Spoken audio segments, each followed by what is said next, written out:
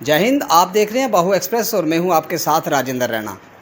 हमारा प्रयास रहता है कि आपको ऐसी महान शख्सियतों से, ऐसी हस्तियों से मिलाएं जिसको देखने के बाद, जिसको सुनने के बाद हमारे समाज के जो होनहार बच्चे हैं उनका मनोबल बढ़े और जो अपने लक्ष्य की ओर रात दिन प्रेरित रहते हैं वो कुछ ना कुछ सीख हमारे हर एक वीडियो से लेते रहें। हम आज आपको एक ऐसी बच्ची से मिलाएंगे जिस बच्ची ने ना सिर्फ अपने माँ बाप का नाम रोशन किया बल्कि ज़िला जम्मू का नाम रोशन करते हुए जम्मू वर्ग के अंदर जो पोजीशन हासिल करने वाले बच्चे थे उनकी पोजीशन की जो लिस्ट थी उस लिस्ट में टॉप 10 में अपनी शामूलियत करके ये साबित कर दिया कि वह जम्मू के सूबाई स्तर पर चौथे नंबर पर आई और वह रहती है जिला जम्मू की अंतिम पंचायत। पहाड़ी क्षेत्र है, यहाँ पर सुविधाओं का तो टोटा रहता ही है। यहाँ पर ना तो बिजली रहती है, ना यहाँ पर बेहतर सड़कें हैं और ना ही यहाँ इतनी बड़ी फैसिलिटी है जिसको यहाँ के जो बच्चे अपने जो टारगेट को लेकर चलते हैं, अपने लक्ष्य को लेकर चलते हैं, उस लक्ष्य तक पहुँचने के लिए यहाँ के बच्चों को भारी समस्याओं से, भारी मुसीबतों से तो जूझना पड़ता है। लेकिन यहाँ के जो होनहार बच्चे हैं उन्होंने साबित कर दिखाया कि बड़ी से बड़ी चुनौती को भी पार करने के लिए वह तैयार है, तत्पर है। हम बात करेंगे जो 12वीं कक्षा के हाल ही में जो परिणाम घोषित हुए थे उनमें प्रत्येक हमने उस बच्चे से आपको मिलवाने की कोशिश की जिसने टॉप 10 में अपना नाम दर्ज किया था और मैक्सिमम हमने देखा कि वहाँ लड़कियां ही, वो टॉप 10 की जो लिस्ट थी उस सूची में मात्र लड़कियां ही आई थी। लड़कों का नाम जो था मुझे लगता है वो कहीं ना कहीं टॉप 10 की जो लिस्ट थी उसमें स्लिप था। हम इसी पर बात करेंगे। यहाँ पर जिला जम्मू के अंतर्गत आते चौकीचोला सब डिवीज़न की जो अंतिम पंचायत है, यहाँ पर जो पहाड़ी क्षेत्र है सलियोड पंचायत की एक बच्ची, होनहार बच्ची जिसने 12वीं कक्षा में 98.2 नंबर लेकर ये साबित कर दिया कि वे किसी से कम नहीं। हम उस बच्ची से आपको मिलवाते हैं। जी, आपका स्वागत है। आप बताएं आपका नाम क्या है? मेरा नाम भारती शर्मा है। भारती शर्मा जी, आपके पापा का क्या नाम है? मेरे पापा का नाम कमल राज है। तो आपने कितने अंक लिए और आप कौन से स्कूल में पढ़ते थे? मेरी 12th में स्कोर 98.4% था और मैं एसपी स्मार्ट स्कूल जम्मू में पढ़ती थी।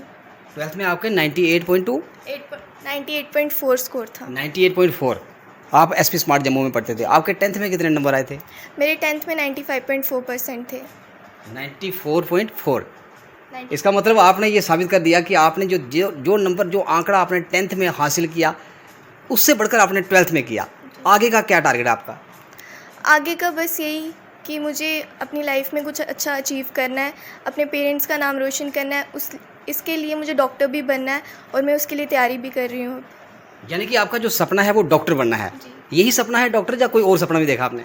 नहीं, फ़िलहाल तो मेरा यही सपना है कि मैं ये अचीव कर सकूं, बट अगर कोई किसी प्रॉब्लम से अगर नहीं हो सका देन मैं किसी नेक्स्ट चीज़ पे भी जाऊंगी। मैं एक चीज़ पे नहीं रुकी रहूँगी।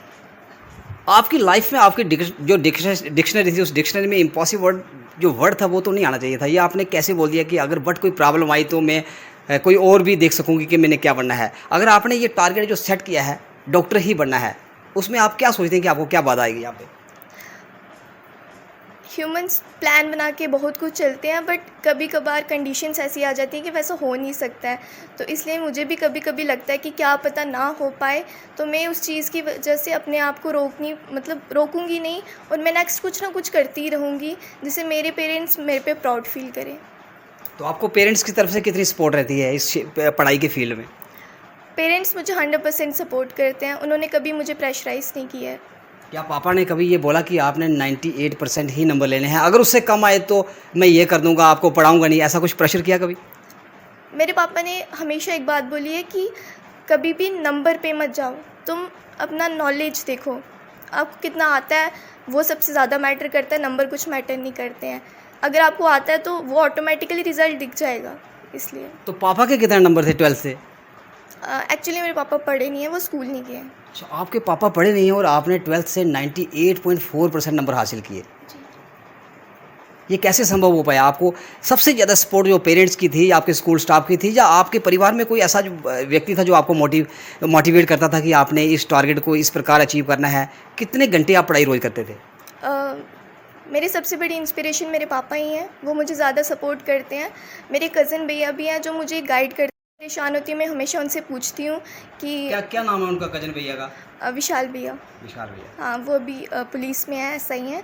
तो वो हमेशा मुझे समझाते रहते हैं कि ऐसा खुद देख ले, बट मेरे बहुत सारे डाउट क्लियर आउट कर देते हैं, वो बहुत हेल्प करते हैं। और मुझे कभी बोला नहीं कि मतलब इतने ही स्कोर लाओ ये या फिर इतना नहीं लाओगे तो मतलब आपको स्कूल में नहीं पढ़ाएंगे। हमेशा अपनी तरफ से मेरे पापा ने मुझे बेस्ट ही दिया है। तो आप आगे जो आपकी जो नेक्स्ट पढ़ाई है वो कौन से स्कूल में करने जा रहे हैं आप? अभी नेक्स्ट मुझे नीट का एग्ज़ाम देना है, तो होप सो वो क्लियर आउट हो जाए। बट अगर वो नहीं होता तो फिर मैं अच्छे कॉलेज में जाना चाहूँगी, देखती हूँ। अच्छे कॉलेज में जाना चाहेंगी।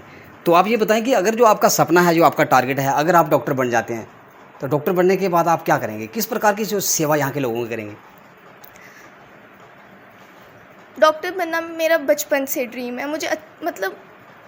मुझे स्टेथोस्कोप को देख के कुछ होता है, तो उसके बाद मैं कोशिश करूँगी कि मैं अपना बेस्ट दूँ, मतलब जहाँ भी जाऊँ अपना बेस्ट दूँ, चाहे डॉक्टर बनूँ चाहे ना भी बनूँ, बट अपना बेस्ट दूँगी और यहाँ के लोगों को भी मतलब अच्छी फैसिलिटीज़ प्रोवाइड करूँगी। तो जब आप डॉक्टर बन जाएंगी, आपकी चौकीचौरा जो सब डिवीज़न चौकीचौरा आपकी जो पंचायत है, यहाँ के जो लोग आपके पास जाएंगे चेकअप के लिए, आप उनकी चेकअप की जो आपकी जो फीस रहेगी 500 रहेगी या उससे कम रहेगी?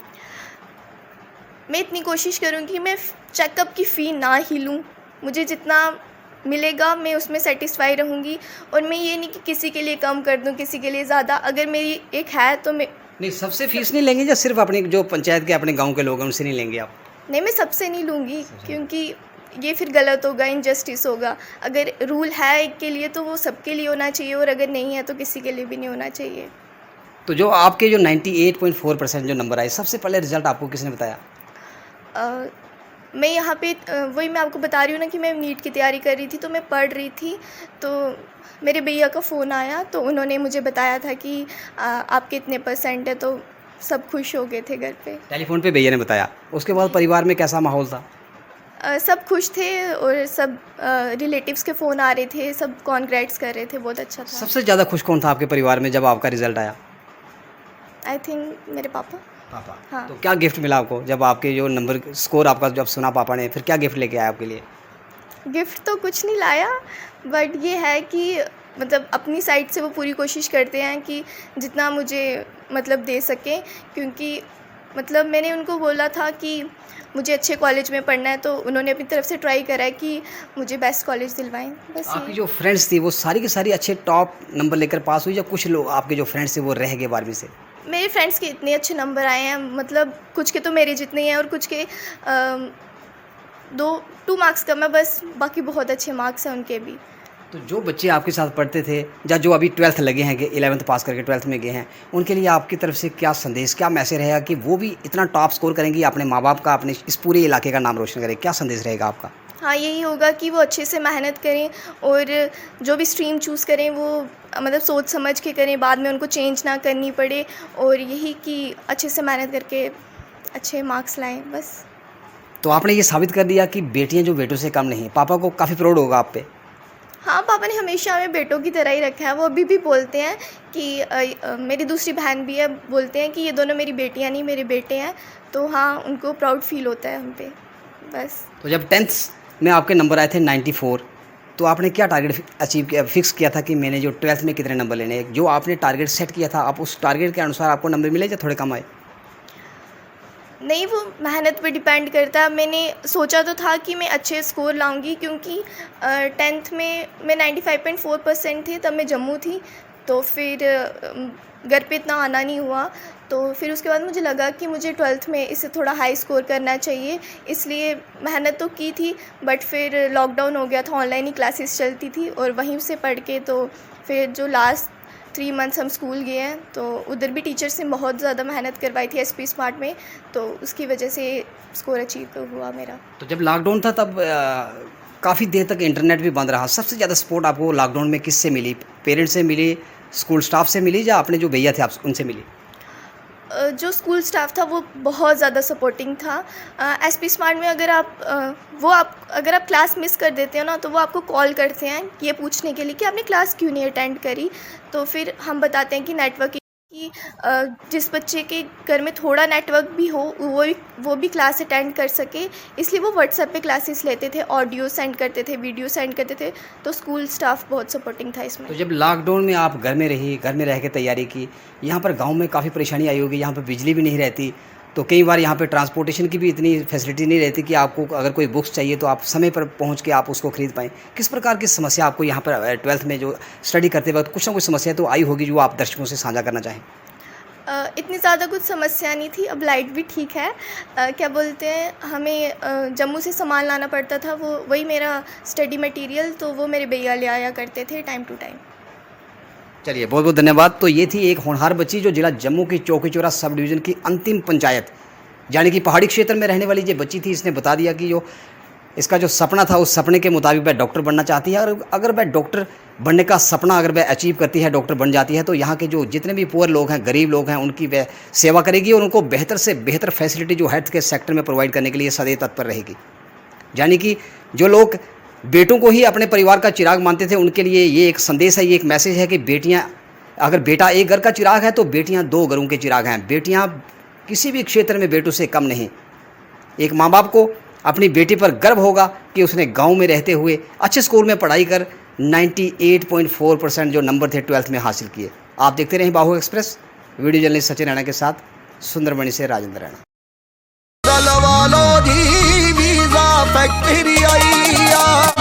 ऑस्ट्रेलिया होवे या अमेरिका, हर कंट्री हर मुल्क दा जल्दी वीजा लवा लो जी, वीजा मेरी आईया। कभी बेड सोने के अलावा खेल का मैदान होता है,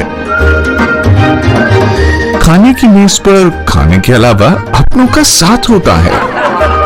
इसीलिए तो हम कहते हैं कि एक मकान घर तब बनता है जब वो KS फर्नीचर से सजता है।